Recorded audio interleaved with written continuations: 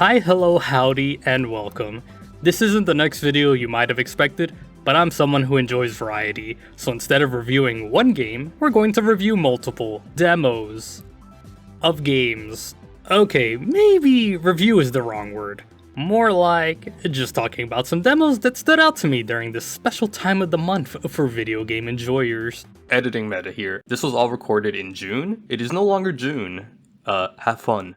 Summer Games Fest just happened earlier this month, hosted by Dorito Pope himself, and at the time of writing the script, Steam Next Fest is just a week away, so there's even more demos inbound. Oh boy. I have no notes prepared for this video, so everything is just based on what I felt playing these demos. You may or may not be wondering, Meadow, why didn't you make notes? Well, you see, I forgot. Anyways, the only criteria of what shows up here is, did I enjoy it a lot more than other demos? And in no particular order, well, maybe outside of the last demo shown, but we'll get to that later. Well, let's get started with some game demos that caught my eyes during this special season, and first up is... This is the game that stood out to me the most during the Devolver Direct, outside of their lovable mascot Volvi's tie-in games, and Shadows of the Damned Remastered, because excuse me, what? Why? Wizard with a Gun conceptually satisfies two things I like a lot: wizards, and wizards with strange weapons, like guns. I enjoyed these survival crafting games quite a bit, so as soon as I saw a demo available, I knew I had to. My overall verdict? Yeah, it was pretty fun. You get to customize your little wizard dude, and then you're right into gameplay. You get a small taste of the crafting and mechanics such as different ammo types, weapons, some simple base building, and the rewind system to progress. Even taking my time, I spent maybe a little bit over an hour in the demo. No real complaints from what I played outside of maybe one or two mechanics not really being explained properly to my simple mind. The announcement trailer was also pretty cool, I'm not even gonna lie.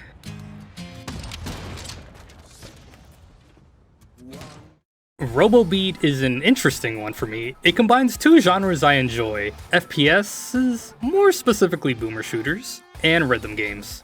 This isn't the first time we've had one of these since games like Metal Hellsinger and BPM exist, RoboBeat being more similar to the latter mentioned. However, it does things in its own way to separate it. While BPM is a straight roguelike, RoboBeat edges more into the roguelite category.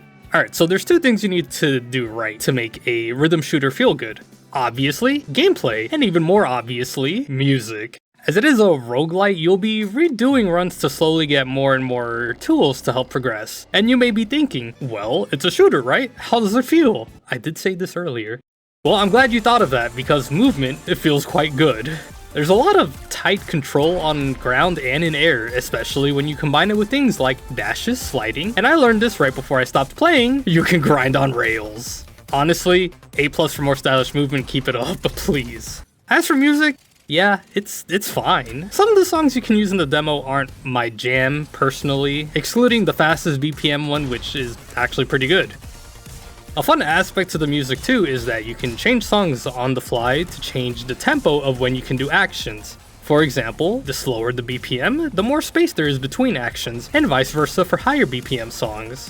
I spent less than an hour with the demo, but in that time it honestly had me hooked once I got into the swing of things. A fairly short demo, but has plenty of replayability and really left me interested in seeing how this game develops.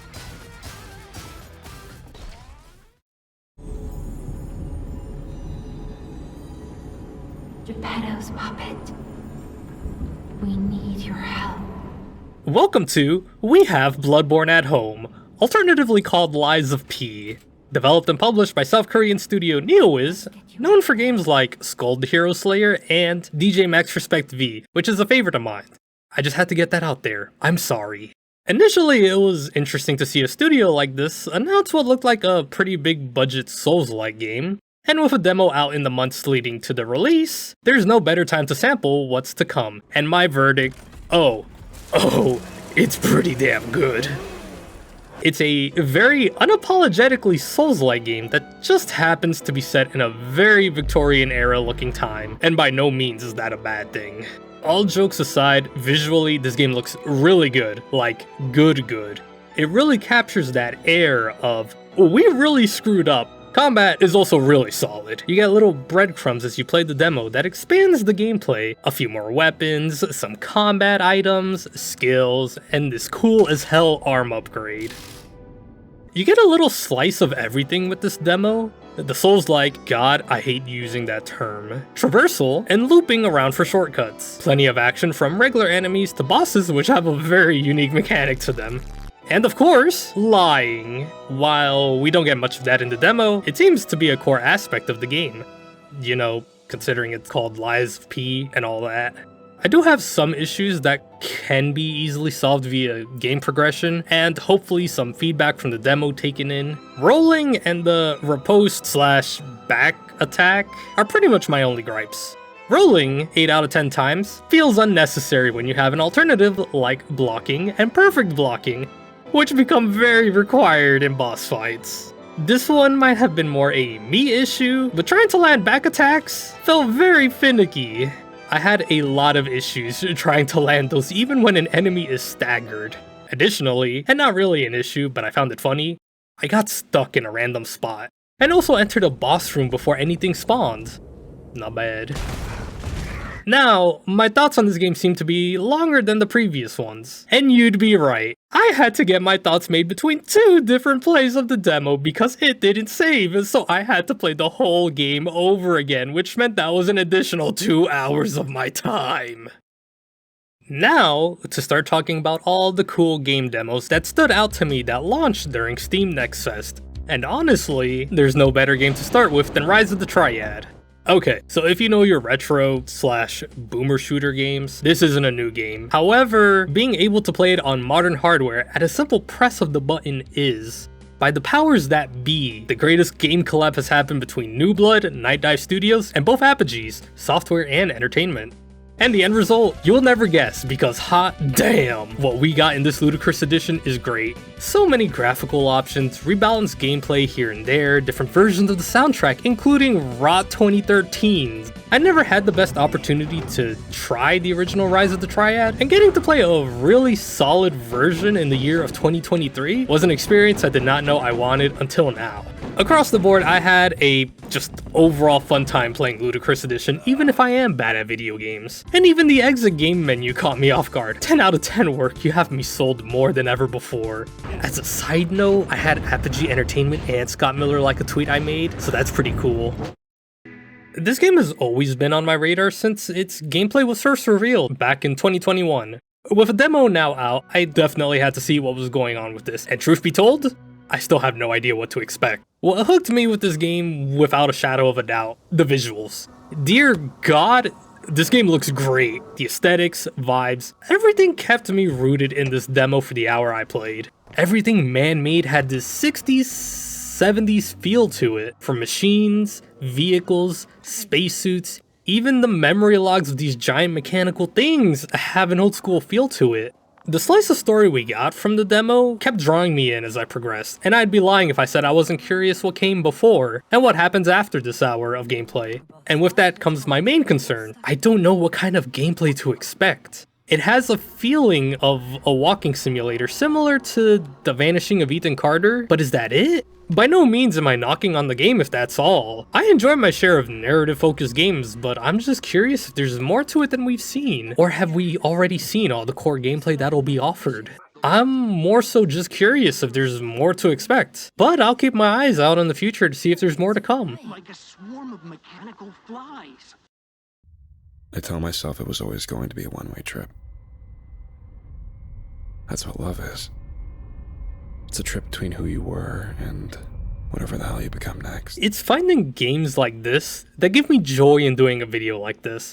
Okay, yes, all the other games mentioned so far are just as good. Obviously, since they're all given a time slot here. El Paso Everywhere just hit so many different keys for me. The gameplay felt so good to control. The minimalist feel to the visuals, but above all, it just feels like classic Max Payne with a splash of vibes from Control. Is there a better way to describe this game? Yeah, possibly. Just combining these two ideas to make a supernatural noir-esque game that's an action third-person shooter is just somehow a match made in heaven. Or, you know, in this case, hell. It was relatively short at about half an hour of playtime, but it sets up the mood of the game and just gets right to the point with some oh so great feeling combat. Also, James Savage, your protag, monologues, and it's just the cherry on top of this game. The pharmaceutical cocktail I put together vibrates at the back of my skull, shifts my system into overdrive. Ready? 1, 2, 3. People say I'm a troublemaker, but it runs in the family. This game surprised me. From initial expectation, I could only assume it was a Spanish-themed hack-and-slash game that goes from combat arena to combat arena. I was right, but here's the thing, it has so much more to it than I thought. You know what they say, if you assume, then you make an ass out of you and me. I learned this in middle school. Anyways, On Guard takes the idea and adds so much flair to it that I was welded to my chair playing this demo. The game takes traditional action combat and gives it the shiniest coat of paint with environmental interactivity. You can kick stuff, kick enemies into stuff, grab stuff, throw stuff at enemies, throw stuff at environmental stuff. It was like a candy shop of just trying different things during combat. Just an absolute blast to play the combat portions. The game also includes some platforming sections that gave me vibes of classic Prince of Persia games. Might just be me, but it was still pretty good. Outside of gameplay, the game just has so much flair to the visual design and music that adds to this feel of just being a sword-wielding vigilante a la Zorro or Puss in Boots, depending on how old you are, I guess. So I'll be completely honest. I tried well over 30 demos and tried to include as many as I really enjoyed, but sometimes not every demo will hit, and in some cases, some will legitimately not be good. I want to include an honorable mention segment because some of these games I tried were pretty damn good, but nothing that really stood out to me personally, yet still fun nonetheless. I felt the games shown here deserve a little bit of a spotlight. It's that time where everyone is trying to sell you on their games, and why not just acknowledge some other games I still found fun to play? There really isn't all that much I can do to stall for time for these games, so yeah, how's it going? Everything good? Glad to hear, I think. Well, I think it's about time we talk about the last game that really stood out to me, which would be... I can't honestly remember where I heard about this game, but when I saw the idea, visuals, and gameplay, I knew I needed this game.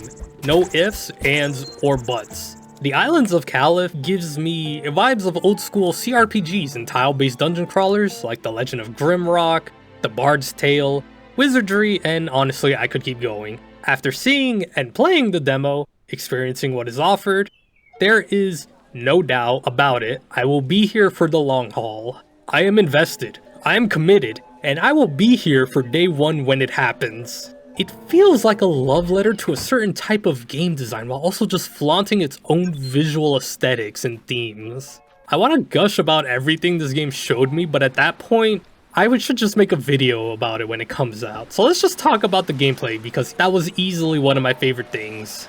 Not only does it feel like a CRPG or a tile dungeon crawler, but gasp, it plays like one, like a really good one. The demo gives you a taste of how the controls work, a sample of items, weapons, and the world to navigate. Like I said earlier, I'm probably gonna hold off on some of my thoughts for when the game actually comes out, but I'll end it with this one thought. At a certain point while playing, going to a new island by ship, I looked out onto the waters, seeing the previous island fade away. I was caught in some kind of nostalgic trance, brought back to a time when I first learned and discovered classic CRPGs. A time when I first experienced the older Elder Scrolls games like Arena or Daggerfall, when I first played my first Might and Magic, Bard's Tale, and so many others. This game gave me the strangest sense of calmness at like 2 AM when getting gameplay footage. If you enjoy CRPGs, dungeon crawlers, RPGs in the broadest sense, give it a try. I did, and Lord do I want more badly, and that's still an understatement. And there we have it. All the demos that stood out to me in the month of June during Summer Games Fest and Steam Next Fest. I just realized they both end with the word fest. Links to every game's Steam page will be in the description below in order shown off, and yes, including honorable mentions as well. I actually had a lot of fun making this one since, well, I love games, and I love demos as much as I love games. I may do more game demo videos in the future because I like the idea of just sharing fun demos I tried. Speaking of demos, if you've tried any interesting demos during this time frame, let me know in the comments. I'm always interested in expanding my catalog of stuff to try out. With that all said, my upload schedule is horrendous. I know, I have other projects in the works, but as usual, no ETA. If you like what you saw, then I'm glad. If not, damn. That's gonna be it for me in this video, and with that, I will see you all eventually. Maybe? Soonish?